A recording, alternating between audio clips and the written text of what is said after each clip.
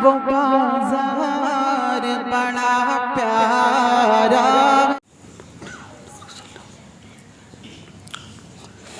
नहमदुहु व नुसल्ली अला रसूलिहिल करीम, अम्मा बाद, फ़अऊज़ु बिल्लाहि मिनश शैतानिर रजीम, बिस्मिल्लाहिर रहमानिर रहीम। इन्नल्लज़ीना आमनू व अमिलुस्सालिहाति व अक़ामुस्सलाता व आतौज़्ज़काता लहुम अज्रुहुम इंदा रब्बिहिम वला खौफुन अलैहिम वला हुम यहज़नून। सदक़ल्लाहुल अज़ीम। वक़ाल रसूलुल्लाहि सल्लल्लाहु अलैहि वसल्लम, अस्सलातु मेराजुल मोमिन। बुज़ुर्गों, दोस्तों और मेरे अज़ीज़ बच्चों, इंसान जब मेहनत करता है तो मेहनत की बुनियाद पर अल्लाह पाक उसको तरक्की अता फरमाता है, लेकिन हमारे आका सल्लल्लाहु अलैहि वसल्लम की जो ज़ात है वो इससे मुस्तस्ना है। आप सुन रहे थे कि कल भी था ज़माना नबी का, आज भी है ज़माना नबी का। ये हमारे आका सल्लल्लाहु अलैहि वसल्लम की रिफ़ात व बुलंदी है कि अल्लाह पाक ने हमारे आका सल्लल्लाहु अलैहि वसल्लम को वो बुलंदी अता फरमाया, वो रिफ़त अता फरमाया कि अल्लाह पाक ने वैसी रिफ़त और बुलंदी किसी को अता नहीं फरमाया है और न दुनिया में किसी को अता फरमाएगा। अल्लाह पाक ने मेराज की शब में हमारे आका सल्लल्लाहु अलैहि वसल्लम को, आप सल्लल्लाहु अलैहि वसल्लम के और हम सब के आका सल्लल्लाहु अलैहि वसल्लम को अल्लाह पाक ने ज़मीन से लेकर आसमान तक का सैर कराया और फ़र्श से लेकर के अर्श तक पहुंचाया। ये बुलंदी है, रिफ़त है हमारे आका सल्लल्लाहु अलैहि वसल्लम की। मेरे दोस्तों, बक़िया उम्मत के लिए मेहनत की ज़रूरत है। हम आका सल्लल्लाहु अलैहि वसल्लम की उम्मत जितनी मेहनत करेंगे, अल्लाह पाक की नवाजिश होगी, करम होगा अल्लाह पाक का, तो अल्लाह पाक हमको तरक्कियात से नवाजेगा। मेरे दोस्तों, दुनिया की लाइन से भी इंसान उसी वक्त तरक्की करता है जब वो मेहनत करता है। एक होता है तैरने वाला, तैराक होता है। तैराक वो होता है तैरने वाला जो पानी के ऊपर ऊपर तैरता है, और जब वो तैराकी में माहिर होता है तो तैरने की वजह से वो नहीं डूबता, पानी के ऊपर भी वो तैरता रहता है और तैर करके भीग करके चलता रहता है। और एक होता है गोताखोर, वो पानी के अंदर गोता लगाता है, कहीं पे डुबकी लगाता है, कहीं दूर तक के निकलता है, और वो कोई खोई हुई चीज़ को समुंदर के अंदर तलाश करता है, कभी कभी वो मोतियों को तलाश करता है। तो मेरे दोस्तों, एक तैराक जो तैराकी सीखता है तो फिर वो डूबने से बचता है, लेकिन जो तैराक नहीं है, तैरना नहीं जानता, सिर्फ उसकी नकल करेगा, तो नकल करने की बुनियाद पर जो तैरने जाता है बहुत से लोग डूब जाते हैं, वो ज़िंदगी से हाथ धो बैठते हैं। इसलिए तैराकी में भी मेहनत पड़ती है, और जब आदमी मेहनत करता है उसके आगे तो वो गोताखोर बनता है और उसके अंदर वो कमाल हासिल करता है। और तैराकी भी एक फ़न है। दुनिया के अंदर तैराकी का भी मुकाबला होता है, उसके अंदर जो जीतता है उसको लाखों इनामात से नवाजे जाते हैं। उसी तरीक़े से जो गोताखोर होता है उसकी जो मुकाबला और उसकी जो मेहनत होती है और उसका जो मुकाबला कराया जाता है, तो उसके मुकाबले में जो जीतता है उसको भी इनाम से नवाजा जाता है। तो एक दुनिया के काम में तरक्की हासिल करने के लिए इंसान को मेहनत करने की ज़रूरत पड़ती है। एक तैराकी में मेहनत करता है ताकि वो उस हुनर को हासिल कर ले। गोताखोरी में मेहनत करता है ताकि वो उस हुनर को हासिल कर ले। तो क्या हमको ईमान वाला बनने के लिए, ईमान को हासिल करने के लिए मेहनत करने की ज़रूरत नहीं पड़ेगी? मैं ग़ुलाम मुस्तफ़ा हूँ, मेरी अज़मतें न पूछो, मुझे देखकर जहन्नम को भी आ गया पसीना। एक शायर थे हिंदुस्तान में जिनको कालका प्रसाद के नाम से जाना जाता था। एक हकीम मज़हरुद्दीन अजमली गुज़रे हैं, जो हकीम अजमल के ख़ास शागिर्दों में से थे। 4 साल वहाँ उनकी खिदमत में रहने का मौका हुआ। वो बताते थे कि मौलाना अबुल कलाम आज़ाद वग़ैरह, महात्मा गांधी, ये सब मुझसे इलाज लेते थे।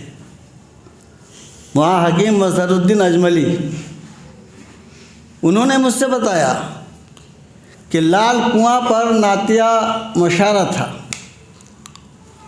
और वहाँ पर कालका प्रसाद आए और उन्होंने नात पेश की। और उन्हीं के नात का एक शेर है ये कि मैं ग़ुलाम मुस्तफ़ा हूँ, मेरी अज़मतें न पूछो, मुझे देखकर जहन्नम को भी आ गया पसीना। वह हकीम मज़हरुद्दीन अजमली नवल्लाहु मरक़दहू बताते हैं कि ये शेर पढ़ने पर इनाम से स्टेज भर गया और इन्हीं दोनों मंजिलों की मैं हदों में खो गया हूँ। कभी रूबरू है काबा, कभी सामने मदीना। और इस नात के आखिर में नात पढ़ते हुए उनका इंतकाल हो गया, कालका प्रसाद का। उसके आगे के वाक़यात हैं। चूँकि कालका प्रसाद नाम था तो उनको, उनकी नाश को उनके ज़िम्मेदारों के हवाले कर दिया गया और उनके ख़ानदान के लोगों ने उनकी नाश को अनथक कोशिश कर ली कि ये जल जाए, जलाने की लाख कोशिश कर ली, मगर नाश नहीं जल सकी।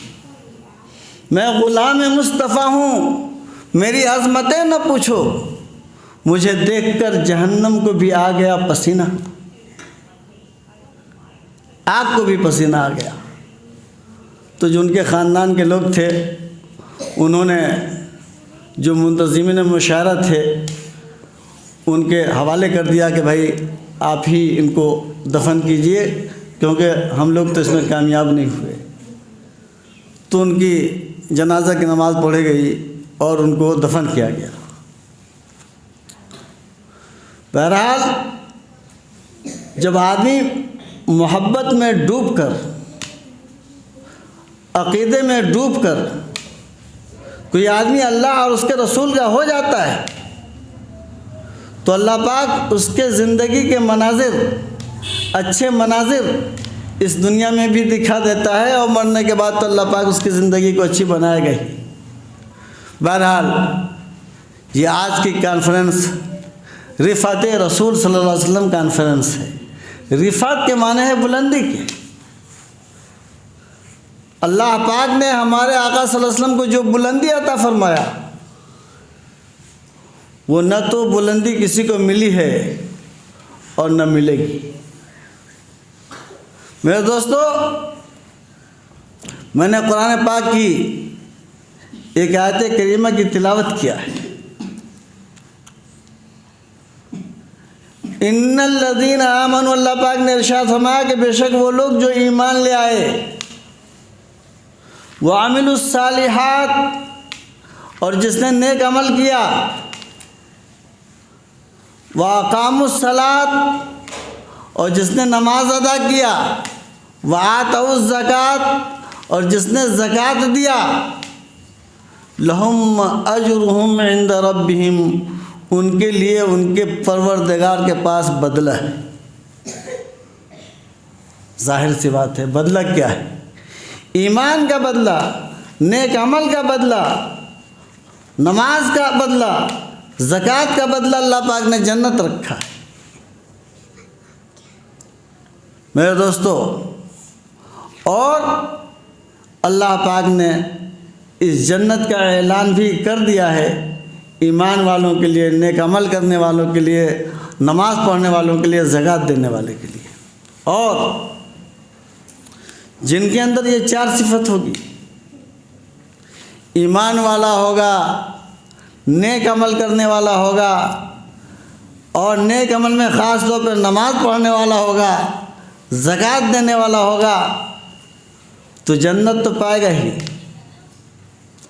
और अल्लाह पाक ने इरशाद फरमा दिया, ला खौफुन अलैहिम वला हुम यहज़नून, ये कुरान का ऐलान कि उन पर न तो किसी तरह का कोई डर होगा, इस दुनिया के अंदर भी किसी तरह का कोई डर नहीं होगा, वला हुम यहज़नून, और न वो मरने के बाद गमगीन होंगे। दोनों जगह खुशी की ज़िंदगी, इत्मीनान की ज़िंदगी, मुसर्रत की ज़िंदगी, बुलंदी की ज़िंदगी। अल्लाह पाक ने जन्नत को बुलंदी पे रखा है, और अल्लाह पाक ये बुलंदी का मकाम, रिफ़त वाले नबी की उम्मत को अल्लाह पाक अता फरमाएगा। मेरे दोस्तों, इसलिए हमको मेहनत करने की ज़रूरत है। लोगों ने कुरान पर मेहनत की तो अल्फाज पर मेहनत की कुरान पाक के, तो वो सबा अशरा के कारी बन गए। एक कारी हैं, गुज़र चुके इस दुनिया से, कारी अब्दुल बासित के नाम से वो पूरी दुनिया में मशहूर हैं। उन्होंने कुरान पर मेहनत की, अल्फाज पर मेहनत की, सबा अशरा के कारी थे, तो वो ऊंचाई और बुलंदी के ऊंचे मकाम पर पहुंच गए। एक मर्तबा रूस के लोगों ने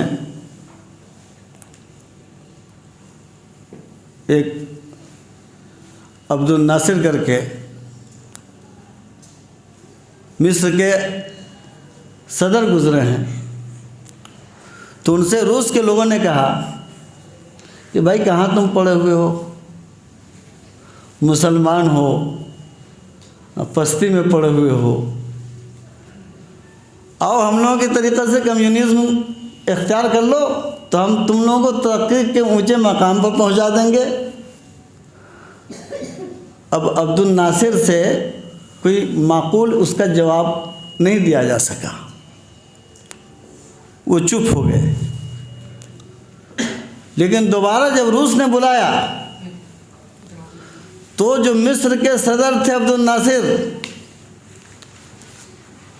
उन्होंने कारी अब्दुल बासित साहब से कहा कि कारी साहब, आपको हमारे साथ रूस चलना है।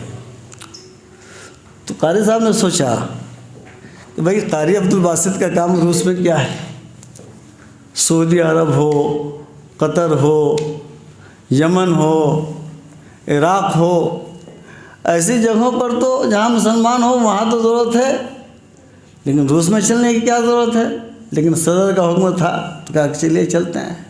चले, मिस्र के सदर के साथ वो रूस पहुँचे। जब रूस पहुँचे तो जो रूस के ज़िम्मेदार लोग थे, सदर लोग थे, वो सब बैठे। तो जमाल अब्दुल नासिर ने, उनका पूरा नाम जमाल अब्दुल नासिर था, उन्होंने कहा कि कारी साहब आपको कुछ सुनाना चाहते हैं। तो कहा क्या सुनाना चाहते हैं? तो कहने लगे कि आप इनकी बात को तो नहीं समझेंगे, मगर ये कुछ सुनाएंगे। कारी साहब से कहा कि आप सुनाइए। तो कारी अब्दुल बासित साहब ने तिलावत शुरू किया। अब इधर कुरान पढ़ना शुरू किया, उधर जितने लोग बैठे हुए थे रूस के, सब के सब रोने लगे। कारी अब्दुल बासित साहब ने जब तिलावत से सर उठाया तो देखा कि सबकी आंखों से आंसू जारी है। अपनी तिलावत मुकम्मल की, मुकम्मल करने के बाद बैठ गए। अब जमाल अब्दुल नासिर ने पूछा कि भाई आप लोग रो क्यों रहे हैं? तो कहने लगे भाई जो वो पढ़ रहे थे, जो बोल रहे थे, तो उसका असर दिल पे पड़ रहा था, और उसका ऐसा असर दिल पर पड़ रहा था कि उसकी वजह से हम रो रहे थे। वो नहीं जानते थे कि ये कुरान पढ़ रहे हैं, वो नहीं जानते थे कि ये कारी साहब हैं, वो नहीं जानते थे कि ये अल्लाह का कलाम है, लेकिन कारी अब्दुल बासित साहब की ज़ुबान से सुन करके वो रोने लगे। इतने मुतासिर हुए कि उनके क़ल्ब पे असर हुआ और इसका एतराफ़ किया, हाँ, कि इस्लाम कोई चीज़ है, इस्लाम मज़हब कोई अच्छी चीज़ है, ये इस्लाम अच्छाई की तालीम देता है और उसका असर दिल और दिमाग पे पड़ता है और ज़िंदगियाँ इससे बदलती हैं। बहरहाल मैं आपसे ये अर्ज़ कर रहा था कि इंसान जब किसी चीज़ को हासिल करना चाहे तो उसके लिए मेहनत करे।